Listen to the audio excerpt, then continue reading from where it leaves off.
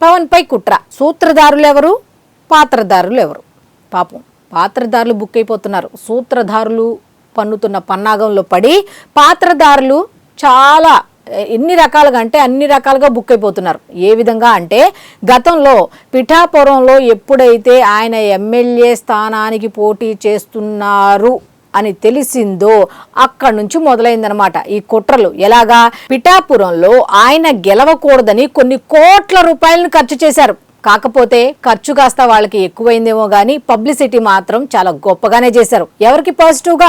వాళ్ళు నెగిటివ్గా చేస్తున్నాం అనుకున్నారు, కానీ అది పవన్ కళ్యాణ్ గారికి పాజిటివ్గా తయారైంది. ఇప్పుడు కూడా సేమ్ అంతే, స్టాండప్ కామెడీ అని ఒక పేరు అయితే పెట్టారు. కానీ పాపం కమెడియన్స్గా ఎవరు మిగిలారో తెలుసా? సూత్రధారులు కమెడియన్స్ అయిపోయారు, పాత్రధారులు కూడా అయిపోయారు. ఏ విధంగా అంటారా? మొన్న అనుదీప్ ఎలా మాట్లాడాడు పవన్ కళ్యాణ్ గారి గురించి. ఇక తీసుకోవడానికి టాపిక్స్ ఏమీ లేవా? పెళ్లిళ్ళ గురించి అంట. పాపం ఆయన సమాజంలో జరుగుతున్న దాని మీద పోరాడుతున్నాడంట. ఈయన పెద్ద గాంధీ మహాత్ముడు. మరి పెళ్లిళ్ళకు సంబంధించి సమాజంలో అవేర్నెస్ తీసుకురావాలన్న ఉద్దేశంతో 2 పెళ్లిళ్ళు చేసుకున్న వాళ్ళు లేరా? భార్యాభర్తలు విడిపోయిన జంటలు లేవా? ఎంతమంది ఉన్నారు? ఉదాహరణగా చెప్పుకోవాలంటే పవన్ కళ్యాణ్ మాత్రమే ఉన్నారా? ఎగ్జాంపుల్ చెప్పుకోవడానికి పాపం ఈయనంట సమాజాన్ని ఉద్ధరించాలన్న ఉద్దేశంతో పవన్ కళ్యాణ్ గారి పెళ్లిళ్లకు సంబంధించిన ఇష్యూస్ తీసుకొచ్చారంట. అందరికీ తెలిసిన పర్సన్ కాబట్టి నిహారిక గారి లైఫ్ ని తీసుకొచ్చారంట. అసలు ఆ రైట్ ఎవరిచ్చారు? ఎవరు వ్యక్తిగత జీవితాల్లోకి ఎవరు వెళ్ళే రైట్ ఎవరు మీకు ఇచ్చారు అని పోలీసులు లేకపోతే ఇంకొకళ్ళు చెప్పింది కాదు. ఇదంతా గడ్డి పెట్టింది ఎవరో తెలుసా? మీరు ఎవరినైతే అలరించాలి అని అనుకుంటున్నారో వాళ్లే గడ్డి పెట్టారు. ఎందుకు అంటే మీరేమనుకుంటున్నారు? పోలీసులు 41A కింద నోటీసులు ఇస్తారు, పంపించేస్తారులే అనుకుంటున్నారు కదా. ఈసారి మాత్రం ఇలాంటి అనుచిత వ్యాఖ్యలు చేస్తే పవన్ కళ్యాణ్ గారికి సంబంధించి ఇంకెవ్వరి గురించైనా సరే వ్యక్తిగత జీవితాల్లో తొంగి చూసిన దాన్ని మీరు చూసింది ఒకటైతే 10 మందికి చెప్పే పనిలో మాత్రం కాస్త చూసింది కొద్దిగా మీరు చెప్పేది కొండంత లాగా పబ్లిసిటీ చేయాలని చెప్పి గనక మీరు చేస్తే మీకు ఇచ్చే ట్రీట్మెంట్ వేరేలా ఉంటుందని హెచ్చరిస్తున్నారు. ఎవరు? జన సైనికులు, ఆయన అభిమానులు కూడా. నెక్స్ట్ ఇది కాదు అనుకుంటే ఇంకొక ఆయన బయటకు వచ్చారు, రఫీక్ అహ్మద్ అంట. పాపం ఈయన కూడా పవన్ కళ్యాణ్ గారి గురించే మాట్లాడుతున్నారు. ఆ తర్వాత నారా లోకేష్ గురించి కూడా మాట్లాడుతున్నారు. అంటే మీకు ఏదైనా ఇష్యూ కావాలి, బురద జల్లాలి అంటే వీళ్ళు మాత్రమే గుర్తుకొస్తారా? లేకపోతే ఇంకెవరు గుర్తుకురారా?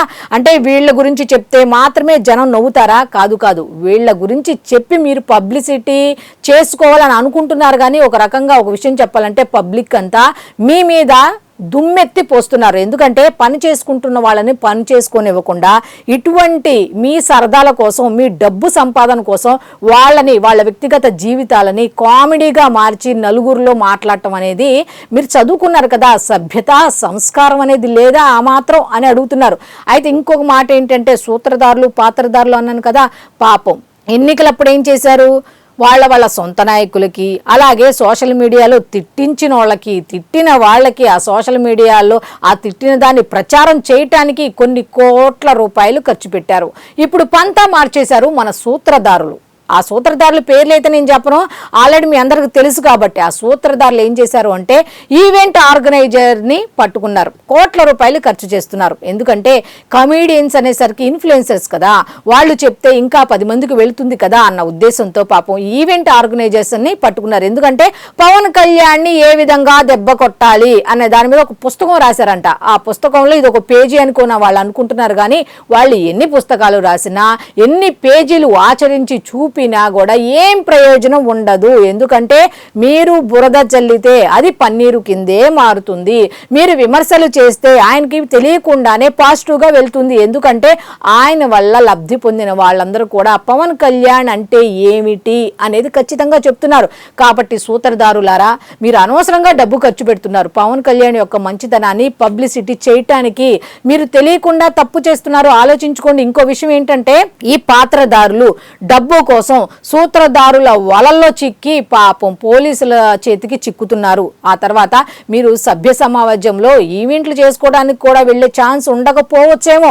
ఒకసారి ఆలోచించుకోండి. పవన్ కళ్యాణ్ గారి గురించి మాట్లాడేటప్పుడు, ఆయన కుటుంబం గురించి మాట్లాడేటప్పుడు, ఆయన వ్యక్తిగత జీవితంలోకి ఇంకా తొంగి చూడాలనే ప్రయత్నం చేస్తే మాత్రం ఈసారి అయితే ఒప్పుకునే ప్రసక్తే లేదని చాలా మంది చెప్తున్నారు. అయితే అక్కడ దాకా తెచ్చుకోవటం అవసరమా? మీరు చదువుకున్నారు కదా, ఒకసారి ఆలోచించుకోండి. అక్కడ దాకా తెచ్చుకోవటం అవసరమా?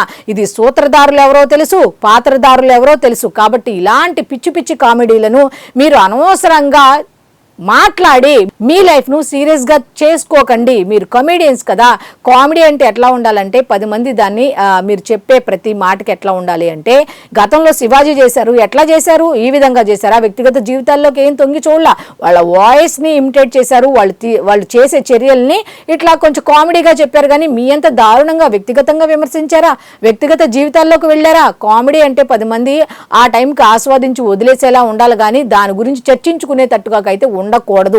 బుద్ధి వచ్చింది లేదా మీరు ఇదే కంటిన్యూ చేస్తాము, ఇంకా చాలా మంది ఆర్గనైజర్లను పట్టుకొని కోట్లు ఖర్చు పెట్టుకుని ఇలాగే పబ్లిసిటీ చేస్తామంటే అది మీ కర్మ. ఎందుకంటే ఆయనకు పాజిటివ్గా వెళ్తుంది. మీరు అనవసరంగా నెగిటివ్ చేద్దాం అనుకొని పాజిటివ్గా ఆయన నెత్తి మీద పాలు పోస్తున్నారు అని అయితే చెప్పొచ్చు. అయితే కాకపోతే ఇలాంటి వాళ్ళు గనక, ఇలాంటి కమీడియన్లు బయటికి వచ్చి అలా వ్యక్తిగత జీవితాల గురించి మాట్లాడే వాళ్ళు మాత్రం ఖచ్చితంగా పోలీసులు అయితే ఖచ్చితంగా చర్యలు తీసుకోవాల్సిన అవసరం ఎంతైనా ఉంది, ఆర్గనైజర్ల మీద కూడా. ఎందుకంటే ఆ కామెడీ అతను ఏ విధంగా ఏ సబ్జెక్ట్ మీద వెళ్తున్నాడు, దేని గురించి మాట్లాడుతున్నాడు, వ్యక్తిగత దూషణలు చేస్తున్నాడా లేదా అనేది ఆ ఆర్గనైజర్లు కూడా చూసుకోవాల్సిన అవసరం ఉంది. లేకపోతే వాళ్ళ లైఫ్లు కూడా ఇలా కామెడీగా తయారయ్యే అవకాశాలు లేకపోవచ్చు అని చాలా మంది చెప్తున్నారు.